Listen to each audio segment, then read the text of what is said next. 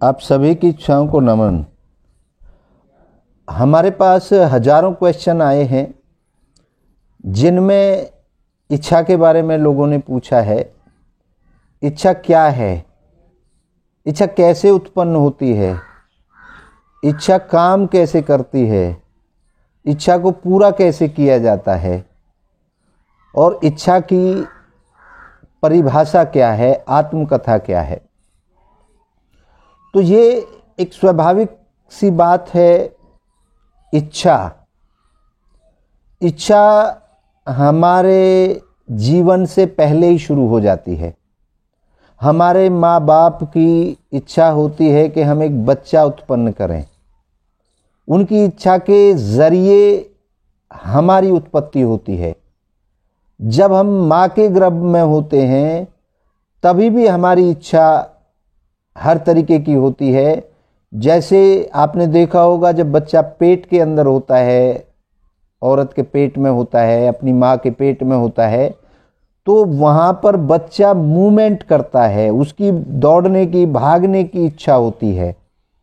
भोजन की इच्छा होती है तो उसको माँ के आहार से, माँ की शरीर से उसको भोजन प्राप्त होता रहता है। जब भी उसको भूख लगती है तो वहाँ से भोजन मिलता है। तो उसकी इच्छा होती है वहाँ मूवमेंट करने की। तो आपने देखा होगा कि माँ के पेट में जब बच्चा होता है तो बच्चा मूवमेंट करता है, घूमता है।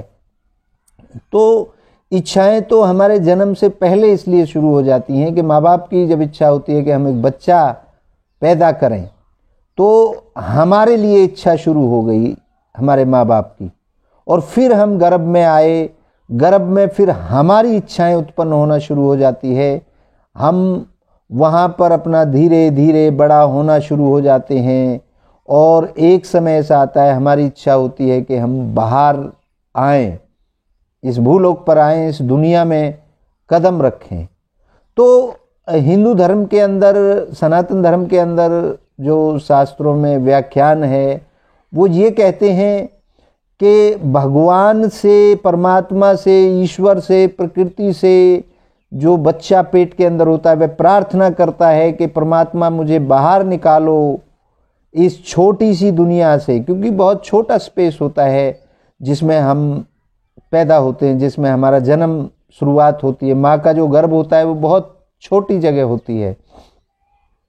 वहाँ से बाहर निकलने के लिए हिंदू धर्म में ये मान्यता है कि हम बाहर निकलने के लिए प्रार्थना करते हैं उस परमपिता परमात्मा से, ईश्वर से, भगवान से, प्रकृति से, ब्रह्मांड से, जो भी शक्ति है उसे प्रार्थना करता है बच्चा कि मुझे बाहर निकालो, मैं आपकी आराधना, सेवा, पूजा, आपके लिए अच्छे अच्छे कार्य करूँगा, आपकी बनाई हुई इस दुनिया में अपने अच्छे कर्म करूँगा ताकि मैं आपका नाम ले सकूँ। क्योंकि उस समय तो बच्चे पर बोलना भी नहीं आता जब वो गर्भ के अंदर होता है। तो मैं आपका नाम उच्चारण करते आपकी ख्याति बढ़ाऊंगा।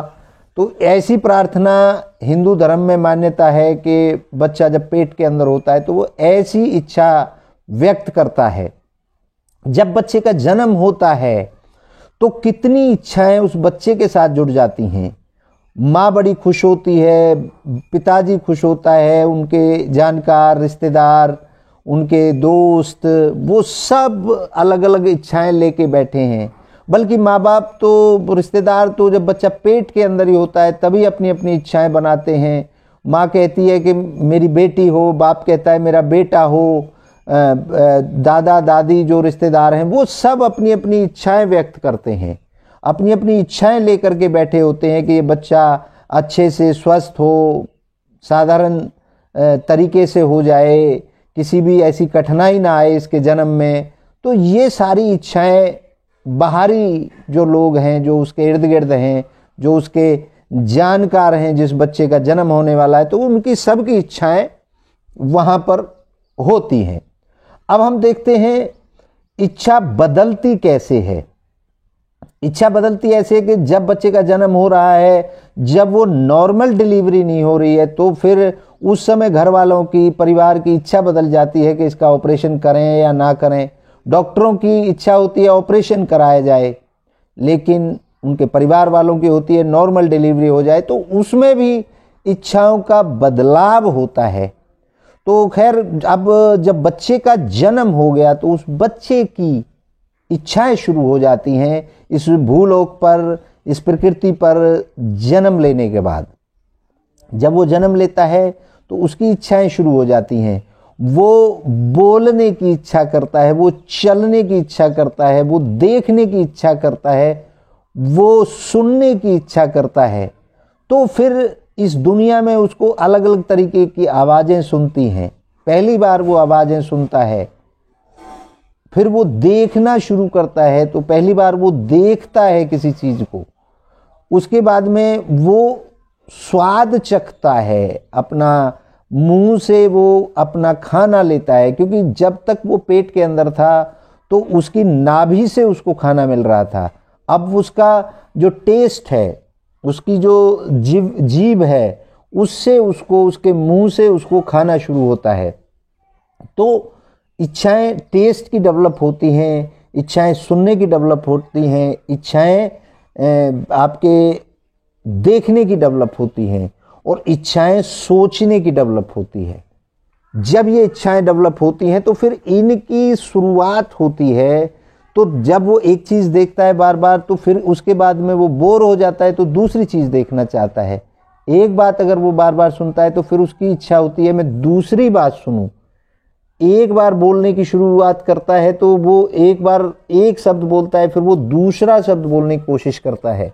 एक बार चलने की कोशिश करता है, वो गिरने की कोशिश करता है, तो बार बार वो खड़ा होता है और चलने के लिए काम करता है। तो इच्छाएं हर पल, बच्चे के साथ साथ उसके परिवार की इच्छाएं भी। जब बच्चा आ जाता है तो वो देखता नहीं है तो माँ बाप को फिक्र होती है वो देख क्यों नहीं रहा। वो हंसता नहीं है तो माँ बाप की इच्छा होती है वो हंस क्यों नहीं रहा। वो रोने की इच्छा होती है माँ बाप की, बच्चा रोए तो वो रो क्यों नहीं रहा। तो ये सारी चीज़ें फिर बाहर की इच्छाओं का सिलसिला जन्म से शुरू हो जाता है। धीरे धीरे धीरे धीरे करके वो बड़ा होता है, वो पढ़ने की इच्छा होती है, फिर वो कुछ बनने की इच्छा होती है, फिर धीरे धीरे करके वो प्रौढ़ हो जाता है, जवान हो जाता है, प्रौढ़ हो जाता है, बुजुर्ग हो जाता है, और फिर वापस मौत में चला जाता है। तब तक जन्म से लेके, जन्म के पहले से लेके और मौत के बाद तक, क्योंकि हमारे सनातन धर्म की अगर हम बात करें, मरने के बाद भी क्रियाएं उनके परिजनों की, उनके बेटों की, पोतों की, जो भी उनके रिश्तेदार होते हैं, वो मरने के बाद भी उनको दाह संस्कार करने से लेके उनकी आत्म शांति तक की प्रक्रियाएं, और जब तक उनका नाम उनके परिवार को याद रहता है तब तक उनके नाम के साथ अपने आप को जोड़ के रखते हैं। फलां आदमी के ये बच्चे हैं, फलां आदमी का ये परिवार है, और उसके बाद भी वो सदियों तक जिंदा रहता है। अब उसमें जिंदा रहना, अब आदमी की, हर व्यक्ति की इच्छा होती है कि मैं अपने जीवन में कुछ ऐसा काम करके जाऊं ताकि मेरा जिंदा रहना सदियों सदियों तक रहे। तो उसके लिए व्यक्ति भागता है, दौड़ता है और कुछ अच्छा करने की कोशिश करता है। अच्छा करने के लिए वो निरंतर प्रयासरत रहता है। तो इच्छा की परिभाषा मैंने आपको ये बताई। इच्छा की परिभाषा ये हुई। आप किसी भी बात को समझने के लिए हमारे एक पार्ट से शुरू करके और जितने भी पार्ट जिस भी विषय पर हम बना रहे हैं उन पर जाएं, उनको देखें, समझें। और मैं ये कतई नहीं कहता कि आप मानें, आप सिर्फ उन पर विचार करें। अगर आपको ऐसा लगता है कि उन बातों से आपको कुछ फ़ायदा हो सकता है, आपकी इच्छाओं को फ़ायदा हो सकता है, तो आप उन पर अमल करें। अदरवाइज जो तरीके आपके चल रहे हैं जीवन में, जिस भी तरीके से आप अपनी इच्छाओं को पूर्ण करने में प्रयासरत हैं, उन पर लगे रहें। इन्हीं बातों के साथ मैं आपको यही बताना चाहूँगा कि आप पहले पार्ट, दूसरे पार्ट, तीसरा पार्ट, पार्टों के हिसाब से चीज़ों को समझ पाएंगे, क्योंकि हमने पार्टों के हिसाब से एक बार में कोई भी बात कंप्लीट नहीं हो सकती, तो उनके पार्ट बनाने शुरू कर दिए हैं। उन पार्टों के हिसाब से आप समझने का प्रयास करें। आप सभी का बहुत बहुत धन्यवाद, और पार्टों को चुन करके आप बात को समझने का प्रयास करें। जय हो।